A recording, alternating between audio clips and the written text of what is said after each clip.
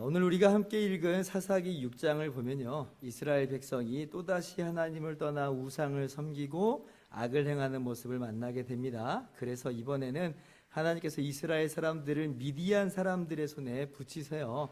그래서 그 결과 미디안 사람들이 7년 동안 이스라엘 백성들을 괴롭히게 되는 것이죠. 7년이라고 하니까 별로 길지 않네, 이렇게 생각하기 쉬워요. 왜냐하면 그 전에는 20년 동안 압제를 당하기도 했는데 이 7년 정도야, 이런 생각을 우리가 하기 마련이에요. 그러나 이 7년이라고 하는 기간은 기간으로 따져보면 정말 짧지만요, 그 압박의 강도로 따지자면 그 이전의 어떤 상황보다도 더 훨씬 고통스러운 상황이라는 것을 우리가 발견하게 됩니다. 왜냐하면 전에 이스라엘을 압제했던 세력은요, 말 그대로 정복자들이었어요. 한마디로 한 번에 이 착취로 끝내버릴 그런 기세로 이스라엘을 압제한 게 아니고 계속해서 이스라엘을 이렇게 좀 수탈하려고 하는 그런 의미에서의 압제였단 말이죠. 그런데 이 미디안 족속들은 정복자라고 하기보다는 약탈자에 더 가까워요. 약탈자.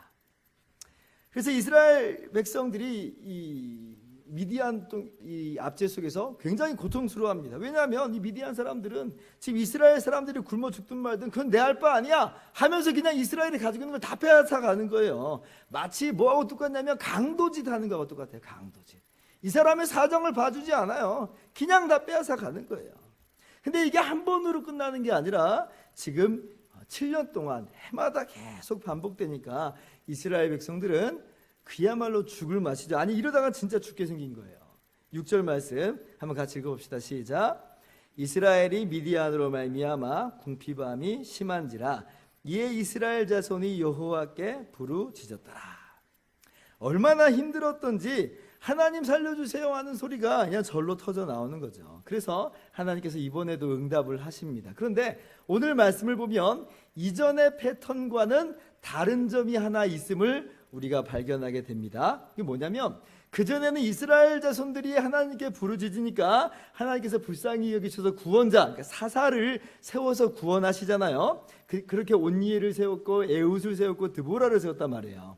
그러나 이번에는 물론 하나님께서 기드온을 사사로 세우실 것이지만 그보다 앞서서 한 선지자를 이스라엘 자손들에게 보내주십니다.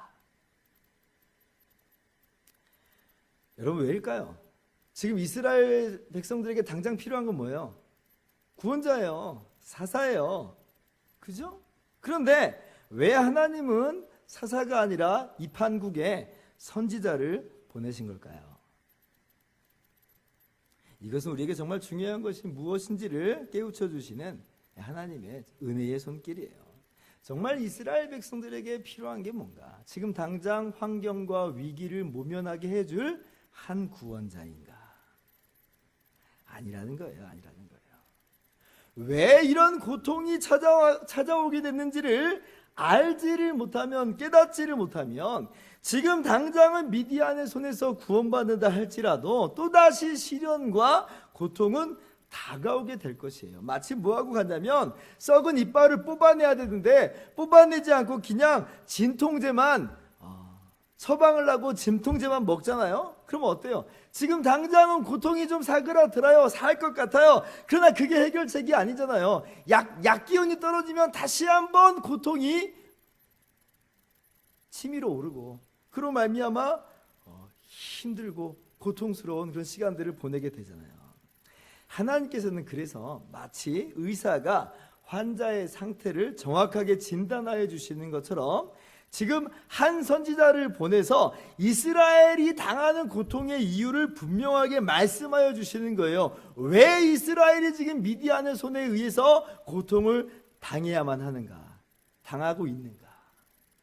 이걸 알아야지 자신의 상태를 정확히 알고 이 문제의 근원을 정확하게 알아야 해결되고요. 그래야지 참된 평강을 누릴 수가 있게 되는 거예요.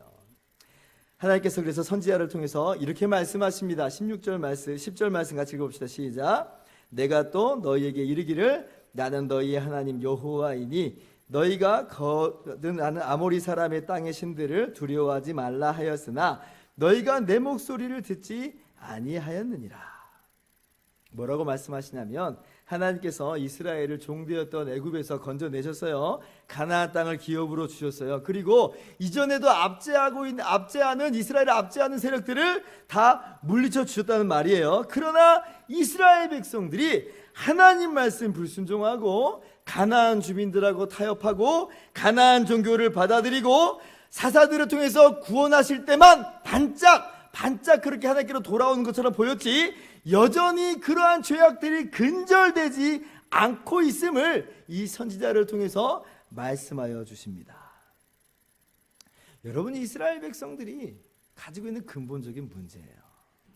정말 하나님을 사랑하고 하나님 말씀에 순종하면서 사는 게 아니라 하나님은 그들의 인생 속에서 중심이 되지 않고 그냥 자기가 잘 먹고 잘 사는 것만으로 삶의 중심이 이루어져 있어요. 왜 가나안 주민들하고 타협한다고 그랬어요? 왜 가나안 종교를 받아들인다고 그랬어요? 그 사람들 따라가야지 잘 먹고 잘 산다고 하는, 그 사람들 따라가야지 농사 짓는데 아무런 지장이 없다라고 하는 그러한 마음들이 이들 안에 있다고 그랬잖아요. 그들을 따라가지 않으면 뒤처질 것만 같고 마치 죽을 것만 같은 그런 생각이 있으니까, 그러니까 우상 숭배의 죄악이 근절되지 않고 계속해서 저질러지게 되는 거예요. 여러분, 이스라엘 사람들 중에서 누가 뭐 작정하고 처음부터 우상을 섬겼겠어요? 그렇지 않았을 거예요. 그런데 살다 보니까 하나둘 타협하게 되는 것이고, 그렇게 하다 보니까 계속해서 우상과 더불어서 살아가는 인생으로 전락해 버리고 만 것이죠. 김남준 목사님이 이런 말을 했습니다. 처음부터 아무렇지도 않게 큰 죄를 짓는 사람은 없다. 처음에는 나는 그렇게까지는 할 마음은 아니었어 라고 쉽게 발을 내딛는단 말이에요. 그러나 그것이 시간이 흘러가면 흘러갈수록 빠져나올 수 없는 수렁이 되어서 그 죄악 가운데 우리를 망하게 만든다는 거예요. C.S. 루이스 역시 동일하게 이야기합니다. 지옥으로 향하는 길은 경사가 심하지 않고 바닥은 부드러우며 갑작스러운 굴곡도 표지판도 없다. 완만하고 밋밋한 내리막이에요. 등산할 때 제일 쉬운 길이 뭐냐면 완만하고 밋밋한 내리막입니다. 그래서 사람들은 이 길이 지옥의 길인지는 꿈에도 생각하지 못하고 그냥 기분 좋게 산책하면서 걸어간다는 거예요. 이스라엘 사람들이 걸어왔던 길이 바로 그런 길이에요. 믿음의 선배님들이 하는 말씀에 우리는 귀를 기울여야 됩니다. 죄에 대해서는 그 어떤 방심도 금물이에요. 이 정도는 괜찮겠지. 적당히 그냥 세상을 따라가자. 나는 언제고 돌아올 수 있어 하고 대수롭지 않게 생각하는 것, 그것이 가장 큰 걸림돌이라는 것을 잊지 말기를 바랍니다. 오늘 한 선지자를 통해서 그러한 모습을 우리에게 지적하여 주시는 거예요. 자, 그러면 이스라엘 백성들에게서 어떠한 반응을 기대해 볼 수 있을까요? 이런 말씀을 들으면 회개하고 이제까지 살아왔던 우리의 죄악들을 주님 앞에 고백하면서 하나님께 돌아가는 것을 우리가 응당 기대할 수 있을 거예요. 그런데 본문에서는 그에 대한 반응 여부가 기록되어 있지 않아요. 회개하고 하나님께 돌아갔을 수도 있고, 그러나 아닐 수도 있어요. 그냥 살려달라고만 하지 근본적으로 그 마음에서부터 하나님께로 돌아오는 모습은 없는 것 같다. 오히려 저는 그런 것으로도 봅니다. 왜냐하면 25절 이하의 사건 때문에 그래요. 거기를 보면 기드온의 아버지 이야기가 잠깐 나와요. 근데 그 기드온의 아버지가 어떤 사람이냐면 바알의 제단의 책임자예요. 아세라 우상이 버젓이 지금 이스라엘 백성들 속에 있어요. 기드온이 그래서 하나님 말씀을 듣고 그 제단의 우상을 깨뜨려버리고 제단을 파괴해버리니까 그 다음 어떤 일이 일어나요? 동네 사람들이 그거 우리가 하려고 그랬는데 너가 그랬구나, 그래 잘했어 하는 게 아니고 도리어 기드온을 죽이려고 죄다 몰려들어요. 만약 여러분 이스라엘 백성들이 고통 중에 하나님 말씀을 듣고 회개하고 주님께로 정말 돌아왔다면 이런 일은 없었을 겁니다. 마땅히 할 일을 한 거라고 생각을 했겠죠. 그러나 기드온을 죽이려고 달려들었다는 것은요, 이스라엘 백성들이 정말 회개하고 하나님께로 돌아온 것은 아닌 것으로 보인다는 거죠. 그런데 이스라엘 백성들은 이렇게 그 내적인 어떤 변화의 조짐이 전혀 보이지 않음에도 불구하고 하나님은 이스라엘을 긍휼히 여기셔서 오늘도 사사를 세워주신다는 거예요. 그 사람이 바로 기드온입니다. 11절을 보면 먼저 선지자를 보내서 문제의 핵심을 깨닫게 하신 하나님께서 이제는 여호와의 사자로 나타나셔서 기드온에게 사사의 사명을 주시는 것을 발견하게 됩니다. 여기 이제 여호와의 사자라는 그런 단어가 나와요. 이게 무슨 뜻이냐면 하나님께서 천사의 모습으로 사람들 앞에 나타나시는 것으로 이해하면 됩니다. 이 12절을 보게 되면 여호와의 사자가 기드온과 대화를 주고받잖아요. 그런데 14절과 16절을 보면 아주 직접적으로 뭐라고 이야기하냐면 여호와께서 그에게 말씀하셨다 그렇게 나와요. 그러니까 여호와의 사자의 이야기가 즉 여호와 하나님의 말씀이다라고 하는 거예요. 그래서 우리가 기드온이 여호와의 사자를 대면했다라고 하는 것은 하나님을 지금 대면하고 있는 것이구나라고 우리가 이해할 수 있는 거죠. 자, 그런데 하나님께서 기드온에게 찾아오셔서 처음 하시는 말씀이 정말 참 놀랍습니다. 12절 말씀 같이 한번 읽어봅니다. 시작. 여호와의 사자가 기드온에게 나타나 이르되 큰 용사여 여호와께서 너와 함께 계시도다. 지금 기드온을 향해서 뭐라고 부르세요? 큰 용사요, 큰 용사요. 기드온을 향해서 큰 용사라고 불러주세요. 이건 정말 깜짝 놀랄 만한 부름이에요. 여러분, 기드온이 정말 큰 용사였기 때문에 하나님께서 지금 이렇게 부르시는 걸까요? 아니요, 그렇지 않아요. 그렇지 않아요. 기드온이 용사기는커녕 기드온은 정말 소심한 사람이고 스스로 낙담해버린 지극히 평범한 사람이에요. 자, 11절에 여호와의 천사가 기드온에게 찾아왔을 때 기드온이 지금 뭐하고 있어요? 밀을 포도주 틀에서 타작하고 있었어요. 처음에도 말씀드렸다시피 이게 미디안 족속의 귀에 밀 타작한다는 소리가 들어가 버리면 미디안 족속이 약탈하겠잖아요. 다 뺏어가 버리겠잖아요. 그러니까 지금 이 기드온이 그거를 피하기 위해서 몰래 숨어서 곡식을 지금 타작하고 있는 거예요. 여러분, 밀은요 타작마당에서 타작하는 거예요. 오늘날처럼 무슨 기계가 발달하지 않았기 때문에 이 밀을 지금 늘어뜨려 놓고 거기에 수레바퀴를 굴려서 밀을 까부르는 거예요. 이제 그러면 이제 분리가 되잖아요. 밀이 알곡이 나와요. 그리고 이제 껍데기도 나오겠죠. 그럼 이제 키질을 하면서 ков대기는 껍데기대로 모아다가 버리고 알곡은 알곡대로 모으는 그런 일을 이 타작마당에서 하는 거예요. 그러니까 넓고 또 평평한 곳에서 해야 됩니다.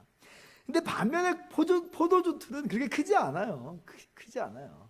수레바퀴를 굴리다뇨. 여러분, 포도주를 제가 밟는 모습을 TV에서 언젠가 한번 본 적이 있었는데 우리 욕실에 있는 욕조 한 2개 정도의 크기에 포도를 담아놓고 그걸 이제 발로 밟더라고요. 그러면 이제 그게 포도즙으로 나오는 그런 모습이었어요. 지금 그러면 밀을 타작하고 있는데 어떻게 타작하고 있는 거예요? 수레바퀴를 돌려서 지금 까부르는 게 아니라 막대기로 지금 하나하나 까부르고 있는 거예요. 얼마나 이게 지금 소심한 모습이에요. 물론 그 당시 이 미디안의 약탈이 극심했던 시절이니까 그럴만하지만 그럼에도 불구하고 우리가 아는 모습은 뭐냐면 기드온은 사자같이 담대한 사람, 어마어마한 용사 아니라는 거예요. 그리고 여러분, 이 포도주 틀에서 밟았다고 했는데 이 포도주 틀을 한번 생각해 보세요. 이 포도주 틀에서 좋은 포도주를 얻는 조건 중에 하나는 이물질이 없어야 된다는 거예요. 그런데 포도주 틀에서 밀을 타작한다 그러면 얼마나 많은 먼지와 얼마나 많은 그런 잡동사니들, 부산물들이 거기에다 섞이겠어요.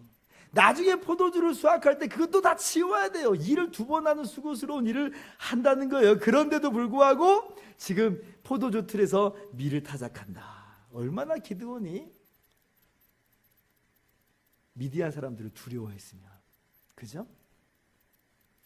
큰 용사가 아니라는 말이에요.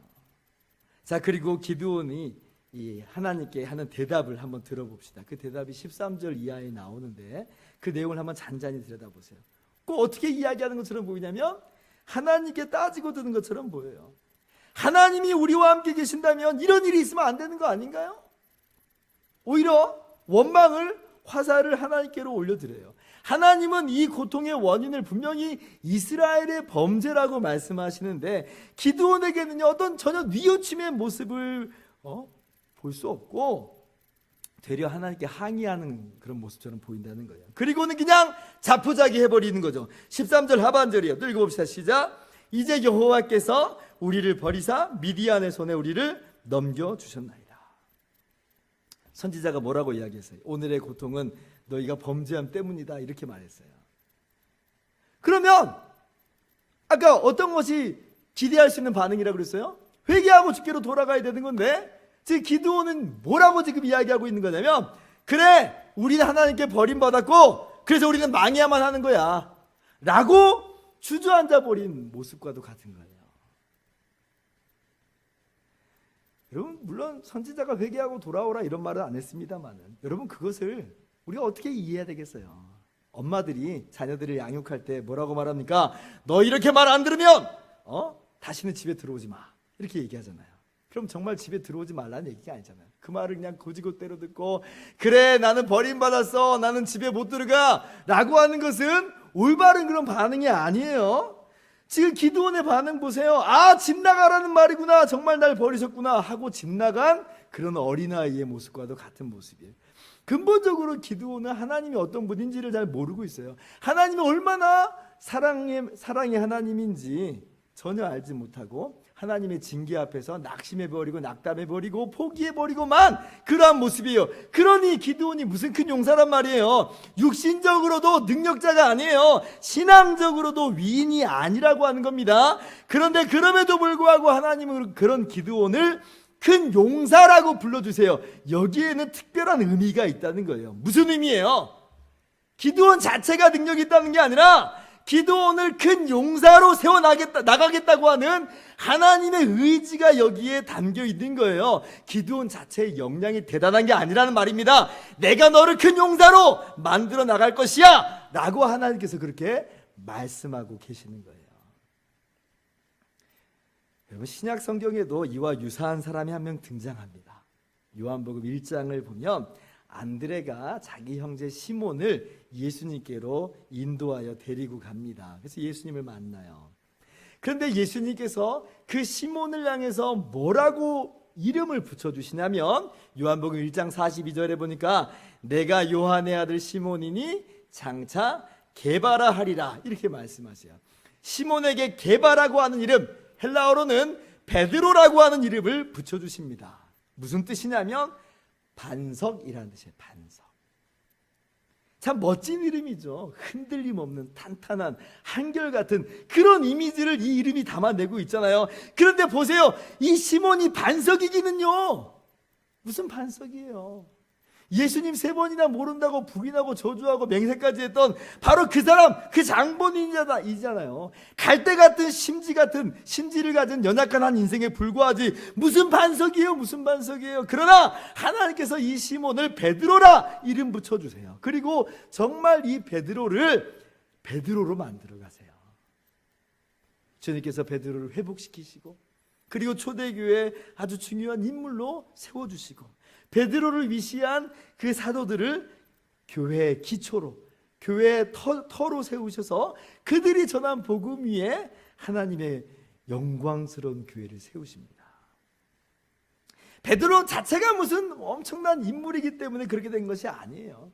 베드로를 사랑하시는 하나님, 넘어져 버린 베드로를 끝까지 포기하지 않고 끌고 나가시는 하나님, 베드로에게 능력 주시는 그 하나님으로 말미암아 이루어진 일이에요. 마찬가지예요. 그와 같이 하나님께서 기드온을 큰 용사라고 불러주시는 겁니다. 여러분, 이게 베드로에게만 해당되는 이야기일까요? 기드온에게만 해당되는 이야기일까요? 그렇지 않아요. 오늘 저와 여러분에게도 동일하게 말씀하여 주십니다. 하나님께서 오늘도 저와 여러분을 큰 용사라고 불러주세요. 믿으시기 바랍니다. 그러므로 여러분, 다른 사람들이 우리를 바라보는 평가에 주눅들지 마세요. 나 자신이 나 자신을 바라보는 시선에도 주저앉지 마세요. 가장 중요한 것은 모든 만물을 창조하시고 지금도 다스리시는 하나님이 나를 어떻게 보고 계시고 나를 어떻게 불러주시느냐 하는 게 제일 중요해요. 우리가 다른 사람의 평가나 나 자신의 평가에 자유롭기가 쉽지 않습니다. 우리는 끊임없이 누군가를 평가하고 누군가에게서 평가를 받으면서 누가 과연 최고 평점을 받았는가 비교하면서 살아요. 축구 선수들은요, 매 경기가 끝날 때마다 그 선수의 경기력에 평점을 붙입니다. 각종 매체에서 평점을 붙여요. 잘한 날은 평점 8점, 9점 이렇게 주고, 못한 날은 평점 4점, 5점 이렇게 주면서 이 사람들의 업적을 평가해요. 그러니까 선수들이요, 여기에 대한 스트레스가 이만저만이 아니에요. 축구 선수 이영표 선수의 고백입니다. 이게 마치 감옥에 갇힌 기분이래요. 당시에 정말 최고의 팀에서 최고의 리그에서 뛰고 있었는데 타인의 시선이라는 감옥에 갇힌 것 같더랍니다. 그 고통이 얼마나 심했는지 밤에도 자는 게 무서울 정도로 경기하러 가고 있는데 지금 내가 타고 있는 이 버스가 뒤집어져 가지고 팔이라도 하나 부러졌으면 좋겠다. 이영표 선수는 하나님을 정말 잘 믿는 그러한 사람임에도 불구하고 이러한 다른 사람들의 평가에 그렇게 자유롭지 못하는 자신의 모습을 발견했다는 거예요. 여러분, 우리가 인생을 살아가는 모습이 꼭 그래요. 우리가 받아든 낮은 평점에 우리가 얼마나 속상해하고 눈시울을 붉히면서 살아가는지 몰라요. 스스로를 바라볼 때도 별 볼 일 없으니까 거기에 많이 좌절하고 낙담해 버립니다. 그러나 여러분, 남이 매기는 평점, 내가 나 자신에게 매기는 평점에서 시선을 돌리시기를 바라요. 하나님이 매기시는 평점에 주목하시기 바랍니다. 우리가 하나님의 자녀가 되었다는 것은요, 더 이상 세상의 평점의 굴레에 우리가 매이지 않는다는 거예요. 우리는 거기에 벗어난 존재들이에요. 하나님께서 우리를 하나님의 백성이라 큰 용사로 불러주신다니까요. 근데 우리는요, 그렇게 말해도 거기에도 또 두려움이 찾아와요. 그러면 하나님이 나한테 매기시는 평점은 몇 점이나 될까요? 하나님은 과연 나한테 점수를 후하게 주실까요? 혹시 하나님도 실망하시진 않을까요? 지금은 이렇게 말씀하셨는데 나중에 하나님도 그냥 우리를 포기해버리는 거 아닐까요? 이런 마음들이 막 찾아들면서 우리 마음 가운데 평화가 사라져요. 그러나 여러분, 우리를 향하신 하나님의 평점은 확고부동합니다. 영원한 평점이에요. 왜 그러냐면 우리를 위해서 하나님의 아들이신 예수님께서 친히 이 땅에 오시고 대신 죽으심으로 말미암아 우리에게 매겨진 가치는 예수 그리스도의 죽음의 가치, 생명의 가치가 우리에게 매겨져 있기 때문에 그래요. 그러므로 하나님께서 우리를 보실 때는 그리스도 안에서 바라보시는 것이고 그 가치는, 그 평점은 영원토록 유효하고 영원토록 변함이 없어요. 우리는 하나님 앞에서 최고로 가치 있는 존재고 하나님께서는 여전히 우리를 하나님의 백성이라, 만점이라 이렇게 불러주시는 거예요. 여러분, 이 사실을 오늘 그 뒤의 사건에서 우리가 다시 한번 분명하게 확인할 수가 있습니다. 나중에 이제 기드온이 자기가 만난 분이 여호와의 사자, 즉 하나님을 만난 것인 줄을 깨닫게 돼요. 그러니까 기드온이 슬퍼합니다. 왜 슬퍼하냐면요, 이 죄인이, 이 연약한 사람이 하나님을 뵀으니까 나는 이제 죽겠구나라고 하는 생각이 덜컥 드는 거예요. 하나님 앞에서 너무나 더러운 나 자신을 보게 되는 거죠. 출애굽기 33장 20절 보면 하나님이 영광을 보여달라고 하는 모세에게 하나님께서 뭐라고 말씀하시냐면 너는 내 얼굴을 보지 못하리니 나를 보고 살 자가 없음이라 이렇게 말씀하세요. 마치 사람이 맨눈으로 태양을 보면 눈이 멀어버리는 것처럼, 태양을 가까이 가면 그 모습이 흔적도 없이 사라지는 것처럼 하나님은 가까이 할 수 없는 의롭고 거룩한 분이요, 우리는 하나님 앞에서 더러운 때 묻은 죄인임을 발견하는 거예요. 그래서 기드온이 이제 죽었구나 라고 슬퍼하는 거예요. 그런데 그런 기드온에게 하나님께서 뭐라고 말씀하시냐면 너는 안심하라, 두려워하지 말라, 죽지 아니하리라 이렇게 말씀하세요. 사실 기드온이 자기를 바라보는 평점이 맞아요. 슬퍼해야 되고 자기의 무가치함을 깨닫고 고통스러워해야 돼요.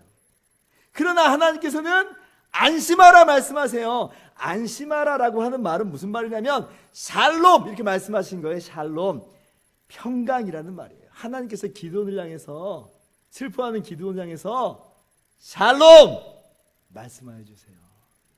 스스로 샬롬이 아닌데, 스스로 샬롬 못하고 있는데, 그러나 하나님께서 샬롬 이렇게 말씀하시는 거예요. 아니 이게 어떻게 샬롬이 돼요? 여기에 복음이 담겨 있어요. 구약 성경에 신약의 내용이 담겨 있는 거예요.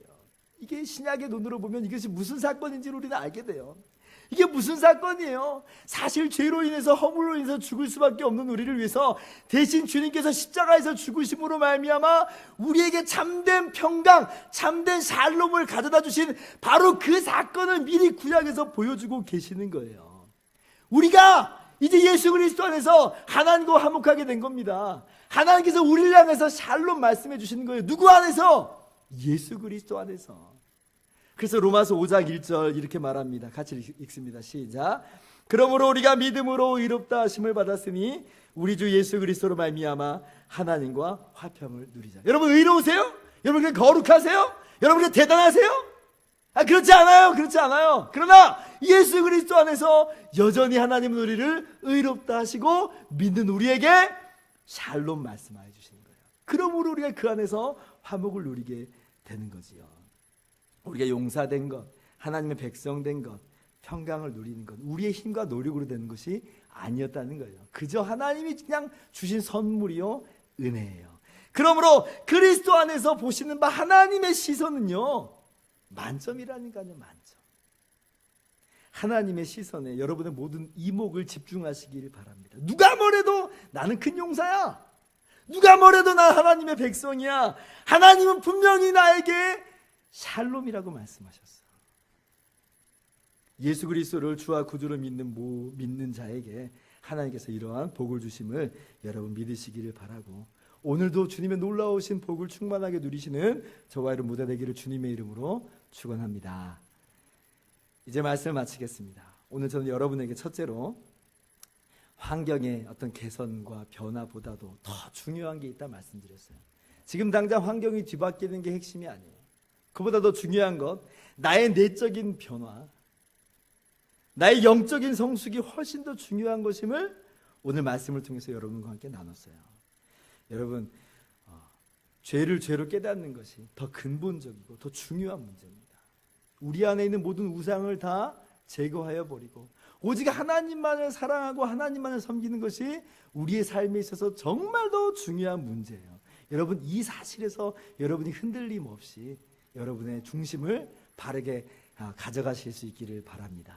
그리고 둘째로 하나님께서 우리를 큰 용사로 부르시고 그렇게 만들어 가시는 하나님의 놀라운 은혜와 사랑을 여러분들과 함께 나눴어요. 우리 스스로의 죄악과 연약함이 정말 참 크고 많고 깊을지라도 그것보다 더 크신 하나님의 사랑이 있습니다. 믿으시기 바랍니다. 그러므로 하나님의 시선으로 우리 자신을 바라보기를 바라고요. 하나님의 평점으로 우리 자신을 매기기를 바라요. 그리고 이 땅에 사는 동안 그렇게 정말 살아가는 저와 여러분 모두 되기를 주님의 이름으로 축원합니다. 기도하겠습니다.